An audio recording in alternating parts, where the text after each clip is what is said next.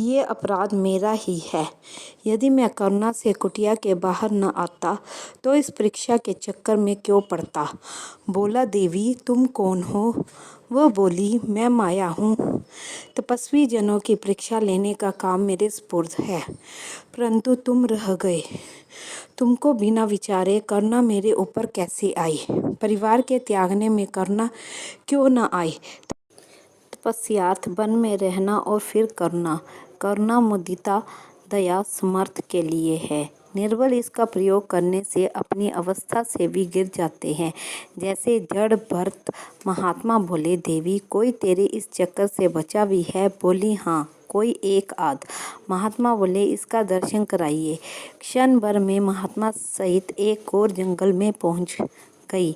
वहाँ एक पूर्ण महात्मा रहते थे। कहने लगी, वृक्ष की आड़ में खड़ा हो जा, देख मैं क्या करती हूँ। तुरंत का बच्चा हाथ में ले कर करुणा स्वर से रुदन करती हुई वहाँ पहुँच गई। बोली, भगवान गृहस्थी जीव स्वार्थी होने के कारण दुखियों पर दया नहीं करते। आप महात्मा दयालु हैं, मेरी दुख भरी कहानी सुनिए। वन में परिवार का नाश हो गया, केवल मैं ही हतभाग्य बची हूँ। वन में ही ये बालक पैदा हो गया। खून से मेरे वस्त्र लथपथ हो रहे हैं। वस्त्र पहनने को, भोजन करने को मेरे पास कुछ नहीं। मुझे अपनी शरण में ले लीजिए। महात्मा इस माया रूपी स्त्री के वचन सुनकर मुस्कुराए और बोले, अम्बा क्षमा कर, मैं समझ गया। स्त्री बोली, भगवान दया करो। शरणागत का त्याग करना महापुरुष को शोभा नहीं देता, और न ही तो थोड़ी देर से इस बच्चे को ही रख लीजिए, मैं स्नान कर आऊं। ये कहकर अपने आप ही बच्चे को छोड़कर चल दी। चले जाने के बाद उस बच्चे पर एक मक्खी आ बैठी। ख्याल आया इसे उड़ाएं, परंतु संभल गए। अपनी कुटिया को बंद करके बैठ गए कि ये संसार यूं ही आता और जाता है। उस समय उस बच्चे पर चील कौवे आ झपटे और चीलकार की आवाज हुई, परंतु वह महात्मा अपने पथ पर दृढ़ रहने के कारण कुटिया से बाहर नहीं आए और न उन पर कोई प्रभाव पड़ा। आवे तो अटका मती, जावे तो मत रोक। इस लौकिक व्यवहार में जरा हर्ष नहीं शोक। करो तुम सुख से वासा, लिया ज्ञान उपदेश, रही फिर किसकी आशा। कहे गिरधर कबीराए, कोई रोवे कोई गावे, नहीं किसी से काम कोई आवे या जावे। तब माया ने उस पहले वाले महात्मा से कहा कि देख ये संत मुझ से बचे हुए हैं। बोली, मैं तो वहाँ जाती नहीं। यदि एक बार भी मक्खी उड़ाने को हाथ उठाते तो फिर बचना असंभव था। तब वह महात्मा बोले, माया तू ठगनी भई, ठगत फिरे सब देश। जिस ठग ने ठगनी ठगी, तिस ठग को आदेश। वास्तव में न कोई माया है, न गिराने वाला है। ये सब अपनी निर्बलता और देह के न समझने का ही कारण है। एक दिन इरशाद हुआ कि हर एक मनुष्य का स्वभाव भिन्न भिन्न होता है, इसलिए अपनी प्रकृति के अनुसार ही स्वार्थ में या परमार्थ में तामसी, राजसी या सात्विक व्यवहार करता है। इसी कारण महापुरुष उनके स्वभावों को देखकर उपदेश करते हैं। उसी उपदेश के द्वारा वह शैन उन्नति पथ पर आरूढ़ होने से आत्मज्ञान प्राप्त कर लेते हैं। यदि इसके विरुद्ध हुआ तो उन्नति नहीं कर सकेंगे। यही नियम ऋषि पत्नी अनसुईया जी ने भी काम में लिया। जब अनसुईया जी के पुत्र 6-7 साल की आयु में पिता के पास पढ़ने जाते तो अपनी विद्या में ऐसे प्रवीण होते कि प्रश्नोत्तर में बाल की खाल निकालते। तब ऋषि सुनकर चकित रह जाते। अनसुईया से पूछते, प्रिय तूने तीनों पुत्रों को भिन्न भिन्न शिक्षा दी है, इसका क्या कारण है? वह उसी पथ पर परिपक्व है। बोली, भगवान 2 साल तक ये बालक मेरे अधिकार में रहे हैं। उनकी रहन सहन, बोल चाल प्रकृति से मैं भली प्रकार परिचित हूँ। उनकी वृत्तियों के अनुसार ही उनको शिक्षा देती रही। ये सुनकर ऋषि बहुत प्रसन्न हुए और बोले, प्रिय, तुम इस मार्ग में बड़ी प्रवीण हो। प्रथम गुरु माता होने का कारण यही है कि बालक की वृत्ति अनुसार उपदेश की नींव बांध दे। अब इनको आगे चलाने में मुझे बहुत सुविधा होगी। इसी को पति का हाथ बढ़ाना कहते हैं। अनसुईया जी के 3 पुत्र थे, दुर्वासा, चंद्र, दत्तात्रेय। दुर्वासा तो तामस वृत्ति के थे, उन्हें कर्मकांड में रुचि दिलाई। चंद्र राजस, उन्हें उपासना में। दत्तात्रेय सात्विक, उन्हें ज्ञान में लगाया। श्री दत्तात्रेय आरंभ में ही सात्विक वृत्ति के थे, उन्हें आरंभ से ही ज्ञान उपदेश किया। वह दोनों भी कर्म से उपासना और उपासना से ज्ञान तक पहुँचे। इसी प्रकार संसारिक व्यवहार में भी माता पिता या शिक्षक बच्चों की रुचि का अनुमान करके उसी के अनुसार विद्या अध्ययन कराते थे। ये नहीं कि कम बोलने वाले को वकालत और नम्र वृत्ति वाले को खेती व्यवहार में लगाना। इस उल्ट फेर के कारण उन्नति रुक जाती है। कर्म, उपासना, ज्ञान में भी इसी नियम के अनुसार बर्ताव होना चाहिए, तभी परमार्थ सिद्धि को प्राप्त होता है। इसी को अधिकार या योग्यता कहते हैं। खान पान व्यवहार सब इसी के आधार पर चलते हैं। भक्ति की प्राप्ति एकांतवास से होती है। वास्तव में एकांत तब होता है जब एक का अंत हो जावे। एक का अर्थ यहाँ मन से है, कारण कि सब बखेड़ा इसी का है। जगत जल के समान है, मन दूध के सदृश्य। जब दोनों मिल जाते हैं तो साधारण मनुष्य के लिए उन्हें अलग अलग करना कठिन है, सिवाय हंस वृत्ति वालों के, जिन्हें परम ज्ञानी भी कहते हैं। जैसे दूध को जमाकर मक्खन निकाला जाता है और फिर मक्खन चाहे जल में ही क्यों न पड़ा रहे, मिल नहीं सकता। आत्मज्ञानी की भी यही अवस्था होती है। सब में रहते हुए भी कमल पत्र वत निर्लेप रहता है। घड़ा जब तक पूरा नहीं भरता शब्द करता है, भर जाने पर शब्द बंद हो जाता है, परंतु जब उसमें से किसी दूसरे बर्तन में जल डालो तो शब्द होने लगता है। इसी प्रकार परम ज्ञानी की अवस्था है। लोक शिक्षा के हेतु बोलना भी है। एक बच्चे की तरह सादा है, जिनकी जिंदगी कर्म के होते वह ज्ञानी है, पापों से रहित। धर्म आदि में मनुष्य तभी तक वितर्क करता है जब तक उसे धर्म का तात्पर्य और रस नहीं आता। रस आने पर चुपचाप साधन करने लगता है, जैसे कि भौरा फूल पर बैठने से पहले बिताता है, क्योंकि साधक जब साधना में लग जाता है तो उसके तर्क वितर्क सब मिट जाते हैं। तब मगन होकर कहता है, सरल सुगम सुखप्रद दिया साधन मार्ग आप, वाद विवाद सब मिट गए, दूर हुए सब पाप। उपासना की उसी समय तक आवश्यकता होती है जब तक नाम लेते ही प्रेम के आंसू न बहे। बालक की नाही रोना ही साधक का बल है। नाम लेत गदगद गिरा, आंसू टपके नैन, इस अनोखी याद में मुख नहीं आवत बैन।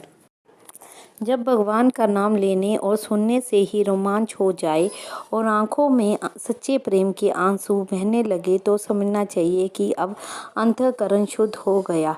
उसमें ईश्वर का आवास होने के कारण कंचन कामनी में आसक्ति न रही। मनुष्य ईश्वर का भजन तो करते हैं, परंतु पूर्ण विश्वास और श्रद्धा से नहीं, क्योंकि उनके हृदय में जग वस्तुओं की चाह भरी रहती है। इस कारण भगवान को भूलकर विषयों में आसक्त हो जाते हैं। हाथी की नाई स्नान करके फिर सर पर धूल डाल देते हैं। सच कहा है, करते भजन है ईश का, जग वस्तुएं हैं मांगते, घर बार में सुतधार में, परिवार में अनुराग ते। नहीं इसलिए करते भजन हो ईश की संतुष्टता, अपनी खुशी अपनी गर्ज की चाहते हैं पुष्टता। प्रेमी भक्त को चाहिए कि जैसे ध्रुव दर्शक यंत्र की सुई उत्तर को रहती है, ऐसे ही अपनी सुरती नाम की ओर रखा करे, फिर उसका ध्यान कभी न दौड़ेगा, वृत्ति स्थिर हो जाएगी। व्यवहार में जो चेतना काम करती है, सूंघती, छूती और विचरती है, वह व्यवहारिक आत्मा है। उसके ऊपर साक्षी देखने वाला है, उचितानुचित सत्यासत्य का दृष्टा है, वह साक्षी है।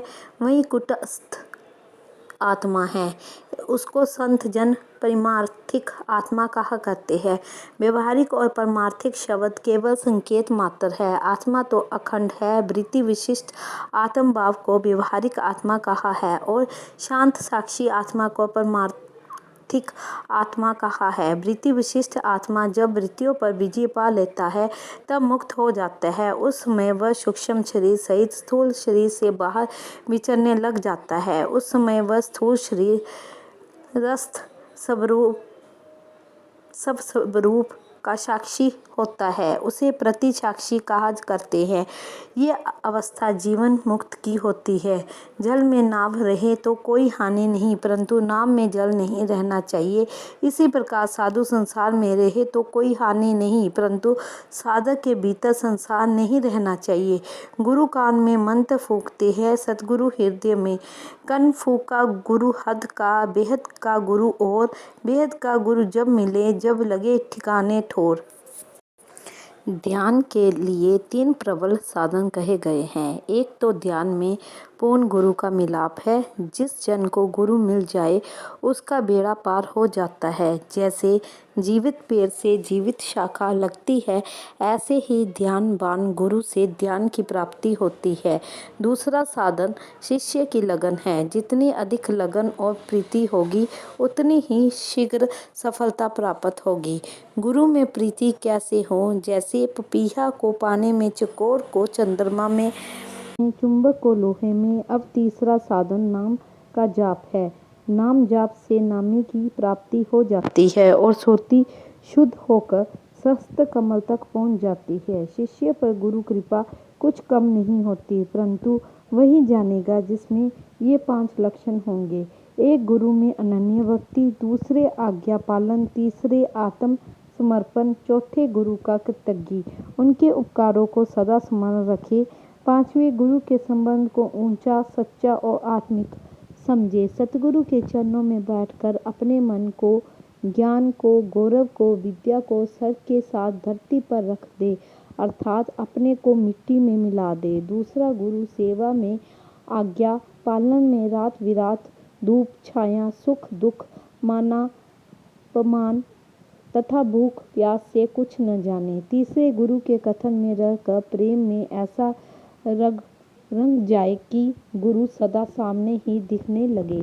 आंखें बंद करते ही गुरु की दिव्य मूर्ति और मधुर मुख सन्मुख हो जावे। चौथे गुरु के शब्दों में परम प्रेम करे, उनके उपदेशों को अमृत समान समझे, उन उपदेशों से अपने आप को पवित्र करने का उपाय माने। 5वां एक चित्त होकर तन मन अर्पण करके देह अभिमान से रहित हो जाए, फिर उसका मन कदापि न डोलेगा। गुरु की आज्ञा पर वह अधिकारी जन तन्मय होकर कटिबद्ध हो जाता है। ऐसे ही गुरु के 7 लक्षण कहे हैं।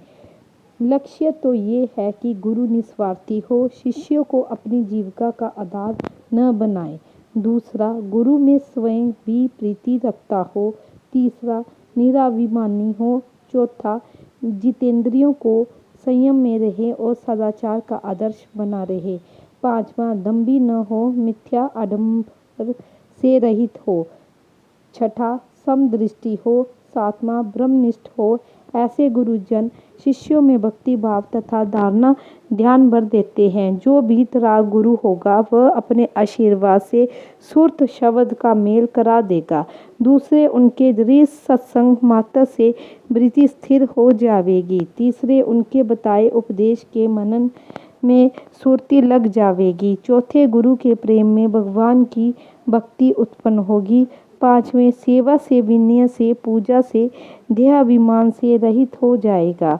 6ठे, गुरु के कथन में चलने से समाधि प्राप्त होगी। सातवें, गुरु के बताए मंत्र जाप से मन स्थिर होकर आत्मा अनुभव हो जाएगा। सारांश ये है कि गुरु की कृपा ही शिष्य को भृंगी रथ अपना सा बना देती है। गुरु मुख से जब ही मिले शब्द नाम अमृत मोल, समाधि में मन वृत्ति मिल हो जावे अडोल। आशीर्वाद गुरु का बड़ा रखता है प्रभाव, शिष्य के मन को समाधि दे करता विमल स्वभाव। जैसे चुंबक संग से चुंबक लोहा हो, ऐसे सतगुरु संग से मिले समाधि जो। शिष्य स्नेही प्रेमी हो, विनय कुशल और भक्त, लगन लगी हो अति जिसे हो गुरु अनुरक्त। सच्चा गुरु पाए कर सेवा विनय स्नेह, दर्शावे गुरु में सदा प्रीति भक्ति नेह। संशय भ्रम को त्याग कर करे कहे गुरु जो, गुरु प्रेमी को उसी समय मिले समाधि सो। गुरु सन्मुख समर्पण दे अपना मान अपमान, सिर समर्पण से यदि मिले तो सस्ता जान। बाह पकड़ी जब गुरु ने फिर नहीं आवकाल, नाम में नामी आ मिले होकर आप दयाल। पथ सुगम है प्रेम का शिष्य में पर हो भाव, निश्चय हो गुरु वचन में ध्यान में पूरा चाव।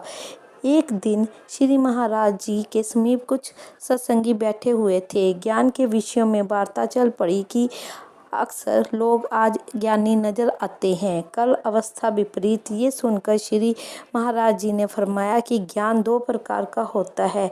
ये व्यवहारिक ज्ञान जो घट पट आदि का जो मनुष्यों में है, इसी ज्ञान में सब विद्याएं आ जाती है। दूसरा ज्ञान परमार्थिक है, आत्मा की सत्ता को समझना, स्वरूप का निश्चय करना परमार्थिक ज्ञान है। वैसे तो व्यवहारिक ज्ञान भी बड़े काम का है, उससे संसार में उन्नति होती है, परंतु परमार्थिक ज्ञान तो आत्मा का अपना ज्ञान है। इसी ज्ञान से मुक्ति होती है। जब तक मनुष्य को आत्मज्ञान न हो तब तक अज्ञान बना ही रहता है। जब एक बार अपनी परख जिस प्रकार की, एक उत्साही व्यापारी कठिनाइयों से नहीं डरता बल्कि भली भांति विचार कर उन पर विजय प्राप्त करने का प्रयत्न करता रहता है, इसी प्रकार सदा सर्वदा शुभ इच्छा करने वाले साधक को किसी प्रकार की तृष्णा हाउस को उसके पथ से डिगा नहीं सकती, बल्कि वह अपने मन को वश में करने की युक्ति पर मनन करता रहता है। क्योंकि लोभ एक प्रकार की कायरता है जो केवल असुरक्षित व निर्बल बातों में बाधक होती है। लोभग्रस्त व्यक्ति को विचार पूर्वक लोभ की दशा व अर्थ पर विचार करना चाहिए, क्योंकि जब तक ये ज्ञात नहीं हो जाता इन पर विजय प्राप्त नहीं। उस व्यक्ति को जो लोभ पर विजय प्राप्त करना चाहता है, ये जान अत्यंत आवश्यक है कि वह उसके स्वयं के अंधकार और भूलों से किस प्रकार का होता है। उसको अपने अध्ययन एवं मनन द्वारा अंधकार को दूर करने और अपने भूल के स्थान पर सत्य को स्थापित करने का प्रयत्न करना नितांत आवश्यक है। यदि किसी व्यक्ति को सत्य के जानने की चाह हो तो उसके लिए ये आवश्यक है कि वह सबसे पहले स्वयं को जाने और पहचाने। आत्म ज्ञान आत्म विजय की दासी है। अमृत वर्षा की बूंदें, ज्यों ही हम अपनी त्रुटि, अपना अज्ञान से अपराध व अपवित्रता का अपने अंदर अनुभव करें, त्यों ही हमें उनको दूर करने का यत्न करना चाहिए। हम उन्नति की ओर जो भी पग उठाते हैं तो उसका अर्थ ये होता है कि हम कुछ न कुछ अपने नीचे अथवा पीछे छोड़ते जाते हैं जो हमारी उन्नति में बाधक थे।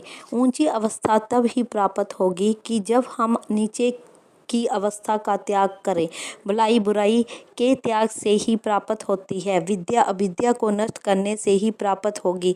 हर वस्तु के प्राप्त करने में हमको उसका कुछ न कुछ मूल्य चुकाना पड़ता है। वह मूल्य कौड़ी कौड़ी चुकाना जरूरी होता है। हर एक जीव व हर एक कीड़े मकोड़े में भी कुछ न कुछ परमात्मा का दिया हुआ गुण होता है। उसमें कुछ न कुछ शक्ति होती है जिसको मनुष्य ऊपर की अवस्था में पहुंचने से पहले दूर फेंक देता है अथवा उसके बदले में ऊंची अवस्था या शक्ति को प्राप्त कर लेता है, जिसके पुराने स्वार्थ के स्वभाव को बना रखने व त्याग से बहुत भला पवित्र आत्मा मनुष्य भी वंचित रह जाता है। छोटे से छोटे त्याग के पीछे एक देवी शक्ति छुपी रहती है जो हमको ज्ञान व बुद्धि की ऊंची शिखर पर पहुंचाती है। जब कोई मनुष्य कुछ योग्यता प्राप्त कर ले तो उसे उचित है कि वह इस बात की पूरी संभाल रखे कि वह कभी उसे खो न दे। उसे छोटी छोटी बातों में भी सावधान रहना चाहिए कि किसी प्रकार का पाप उनके मन मंदिर में न घुस पड़े। इसका पूरा प्रबंध रखना उचित है। पूर्ण रूप के शुद्ध जीवन के आदर्श को अपने सन्मुख रखना व उसे प्राप्त करने को भरसक तीव्र अभिलाषा हर समय मन में रखना अत्यंत आवश्यक है। संसार के समस्त झगड़े चाहे वह किसी भी प्रकार के हो, उन सब का एक ही कारण हुआ करता है, अर्थात व्यक्तिगत स्वार्थ। मनुष्य जीवन के समस्त कार्यों का और उनकी शक्ति पहचानने का एक ही स्थान है, वह स्थान मनुष्य का मन है। मनुष्य के समस्त दुखों और आनंद का कारण उसके बाह्य कार्यों में नहीं, वह उसके मन और चित्त की आंतरिक चेष्टाएं हुआ करती है। मनुष्य के चाल चलन से ही उसका जीवन बनता है। जो मनुष्य अपनी त्रुटियों का दूसरों पर प्रकट होना सहन नहीं कर सकता, वरन छुपाने का प्रयत्न करता है, ऐसा मनुष्य सत्य के मार्ग पर चलने में असफल रहता है। इच्छाओं को जीतने के लिए उसके पास कुछ सामग्री नहीं होती। जो मनुष्य निडर होकर अपने कुटिल स्वभाव को रोक नहीं सकता, वह त्याग की दुर्गम ऊंची शिखा पर नहीं पहुंच सकता। प्रत्येक मनुष्य अपने निज के बनाए हुए नियमों के अधीन रहता है, दूसरों के नियमों के अधीन नहीं हो सकता। बिखरे मोती। यदि तुमको किसी दूसरे के काम में कोई दोष दिखाई पड़े, कोई अनुचित स्वभाव अथवा बुरे लक्षण दिख पड़े तो उन्हें भूल जाओ या अति नम्रता, प्रेम अथवा प्यार से कुछ समय पश्चात पूछो कि आपने ऐसा किस विचार से किया था, और धैर्यपूर्वक उसका उत्तर सुनकर विचार करो कि तुम्हारो भूल है या उसकी। या जब कभी तुमको उसके किसी काम में भलाई दिख पड़े तो उसे अतिशीघ्र कह डालो और उसे प्रसन्न करने का उद्योग करो कि जिससे वह फिर अच्छे और सुकर्म करने को उद्यत होता रहे। यदि कोई तुम्हारी बातों की देख रेख या परख करता है, कोई खोट या दोष निकालता है, तो तुम्हें इससे हर्ष होना चाहिए, क्योंकि वह दर्पण की भांति तुम्हारे सम्मुख तुम्हारे कुकर्मों को दिखलाकर तुमको उनके सुधार का समय देता है। जिन सुविचारों और शुभ कर्मों से आत्मा को अपने प्रकाशपूर्ण रूप में चमकने का सुअवसर प्राप्त होता है, वह धर्म कहलाते हैं। यदि किसी कर्म या विचार का ये फल नहीं हो तो वह धर्म कदाचित नहीं कहा जा सकता, वह तो कुधर्म कहलाना चाहिए। जब सुंदर स्वरूप परमात्मा हर स्थान पर और हर समय व्यापक है, जब वह दयालु प्रभु हर समय तुम्हारा सहायक बन रहा है, तो फिर तुम किसी बात की चिंता ही क्यों करते हो। तुमको तो उसकी मनोहर मूर्ति के ध्यान में सदैव मगन रहना चाहिए। जरा मन की डोर को थामे रहो। अनंत मूर्ति प्रतात्मा की मनोहर झांकी से तुम सदा हर्ष और आनंदमय बने रहोगे। बीती हुई बात की चिंता मत करो। जो कुछ आज और अब करना है, केवल उसी के लिए ये ध्यान कर लिया करो कि ईश्वर मेरा मालिक है, मैं उसका सेवक हूँ, दास हूँ। वह परम दयालु प्रभु मेरा पिता है, मैं उसका प्यारा पुत्र हूँ। मुझे ये काम मेरे मालिक मेरे पिता ने सौंपा है, मैं ये कार्य अति हर्ष के साथ पूरा करूँगा। बस मेरे कर्तव्य केवल यही है कि मैं इस काम को पूरा करूँ। सफलता अथवा असफलता की भी कोई चिंता ना करो। उसके फल या पारितोषिक की प्राप्ति को भी इच्छा प्रकट ना करो। बस तुम तो कार्य आरंभ कर दो। आगे जो कुछ होने वाला है वह सब परमात्मा के अधीन है। जो कुछ भविष्य में होने वाला है वह उसकी इच्छा पर निर्भर है। ये अवश्य देख लेना चाहिए कि जो आज्ञा तुम्हारे लिए किसी भी कार्य करने को मिली है वह परमात्मा की ओर से है या तुम्हारे मन की ओर से। उड़िया बाबा के उपदेश। प्रश्न: सच्चा साधक किसे कहते हैं? उत्तर: जिसे गुरु और शास्त्र के वाक्यों में पूर्ण विश्वास हो वही सच्चा साधक है। उसका ज्ञान या भक्ति एक लक्ष्य पर होनी चाहिए। उसके लिए गुरुदेव जैसा विधान करे उसमें कोई शंका न लावे। उसे सब कुछ त्याग कर उसी में लग जाना चाहिए। प्रश्न: विचार स्वयं ही करना चाहिए या किसी के आश्रय से? उत्तर, बिना जानी वस्तु का ज्ञान तो किसी जानने वाले के आश्रय से हो सकता है। इसलिए जिज्ञासु को आत्म तत्व जानने के लिए गुरु शास्त्र अथवा किसी ब्रह्म वेत्ता के आश्रय से विचार करना चाहिए। प्रश्न, ऐसी कौन सी बातें हैं जो सब साधकों को जाननी चाहिए? उत्तर, साधकों को 4 बातें अवश्य जाननी चाहिए। पहली, अपना स्वरूप प्लस मैं ईश्वर का अंश हूँ, देह नहीं हूँ। दूसरी, देह का स्वरूप प्लस मेरा इष्ट देव सच्चिदानंद स्वरूप है। तीसरा, साधक का फल इष्ट देव के प्रति अत्यंत अनुराग हो साधक का प्रधान फल है। चौथा, साधक का विघ्न इष्ट देव के सिवा और संपूर्ण प्रपंच को विघ्न है। जो मनुष्य इन 4 बातों को जानकर साधन में प्रवृत्त होगा उसी को सफलता प्राप्त होगी। यही बातें सभी के लिए समान रूप से आवश्यक है।